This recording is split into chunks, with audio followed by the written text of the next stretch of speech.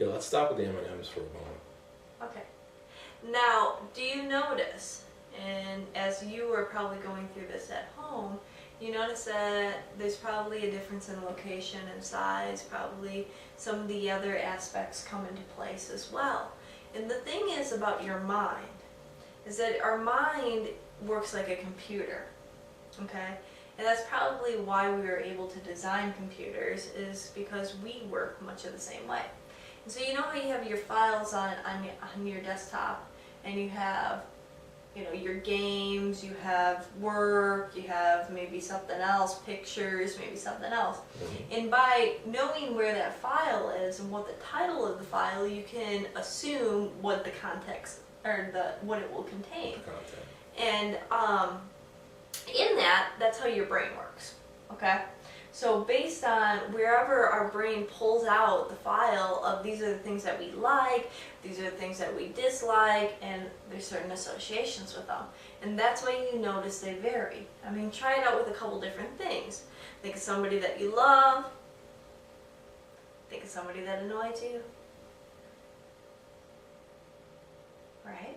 Mm-hmm. And you can keep on doing this for other foods, for other things, and you'll notice that they jump around when it's something that you really enjoy and something that you don't. And things that are similar will stay in the same location. And here's something too, because for a lot of people this whole idea is bizarre. The fact that we do put things in different locations might be throwing some people off.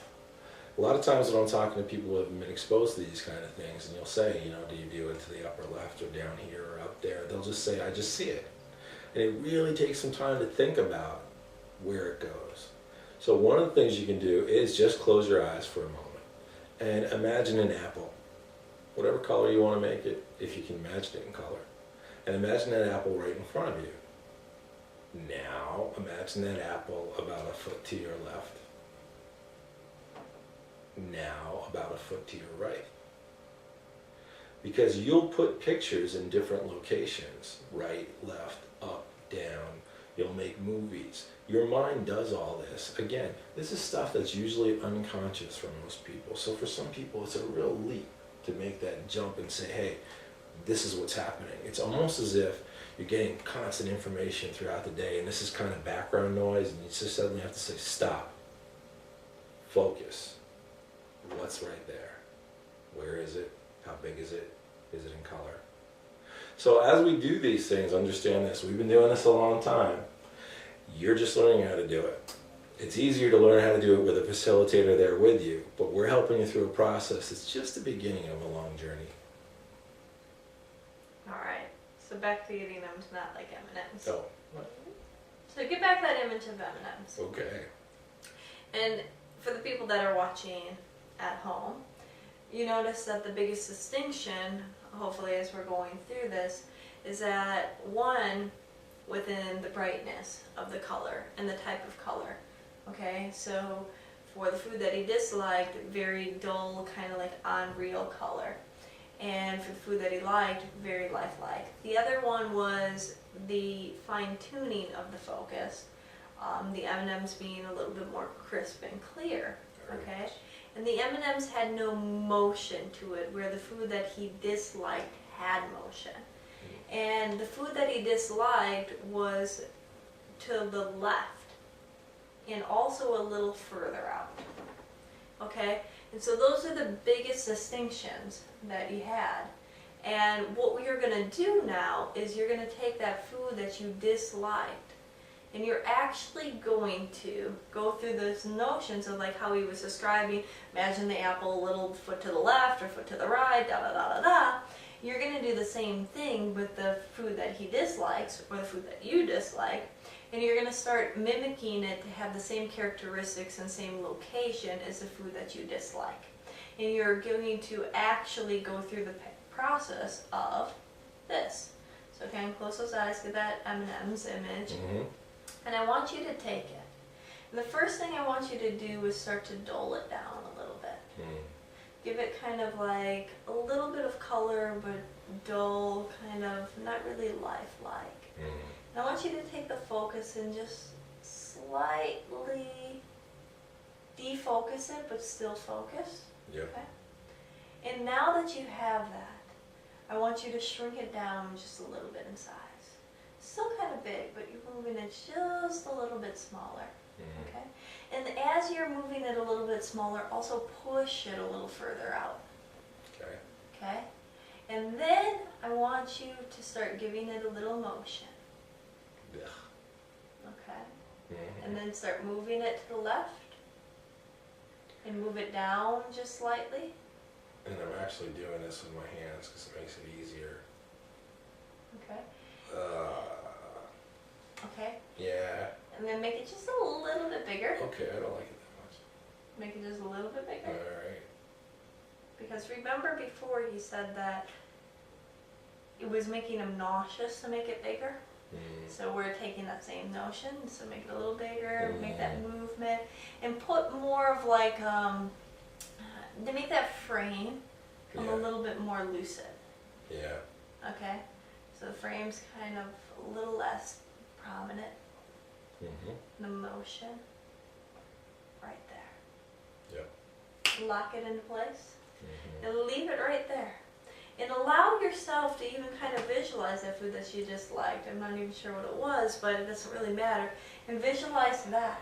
So almost like they're in the same exact location, like they're on top of each other, like they are one. Ah. Like they're one of the same. And allow all the associations that you have for that food that you disliked to now suddenly be mapped over to those M&Ms. Like they are that food, in fact. So I'm taking that, bringing it back, No. making it bigger. The thing that I don't like. No, just leave it all right there. Okay. I'm just allowing you to take that stuff in your mind. Okay. Okay? And then you can open your eyes. How are you about eating M&Ms right now? I certainly do not want M&Ms at this moment. It would be gross. Good. If you come in with some M&Ms right now, I'd be like, no, I don't think so. And the thought of going home and eating M&Ms is not appealing. Let's put it that way. Now here's the thing. Because we picked at random, we said, okay, pick something you like. I picked the thing that I really like. But here's the thing about M&Ms, you know. Like I said, the thing about summertime is I've reached the age where me in a bathing suit, pretty doesn't matter if I'm 10 pounds lighter. It's just not going to be pretty. So I can eat M&Ms if I want. And because it's all about choice, I can say, okay, if I need to go a week and say, okay, the M&Ms are getting in the way of my physical goals, or perhaps the sugar isn't good for me, or for whatever reasons, it's best if I just cut down on the M&Ms or don't eat them at all. You can imagine I'm there. Keep them locked in. But if I reach the point where I'm saying, you know what, I'm fine with the M&M thing because I need, you know, I don't need to actually not be eating M&Ms for my health. It's okay if I have M&Ms. I have the choice. I can let it come back to where it was.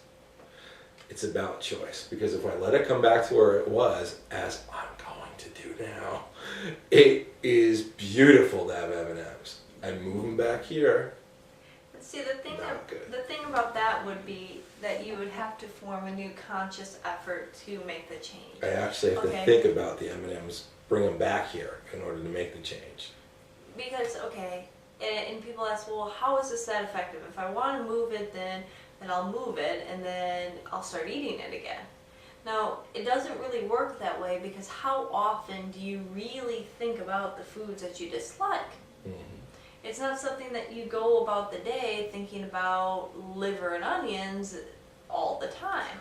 But the foods that you really like, they will pop into your head when you start to get a little hungry. And subconsciously, unconsciously, they just kind of come up. So, for instance, to use the M&M example, I actually now have to make an effort to change it back if I want to go back to my M&M state, so to speak, versus just going home and automatically walking to the cupboard because that big beautiful picture comes up with those excellent M&Ms. Now I have to think to myself, M&Ms. Yeah, M&Ms would be okay if I want to make it okay. Or I could just leave it the way it is and think, M&Ms, why would I want to eat M&Ms? It's all about choice. And that's your mind minute. But we timed it right as the truck came.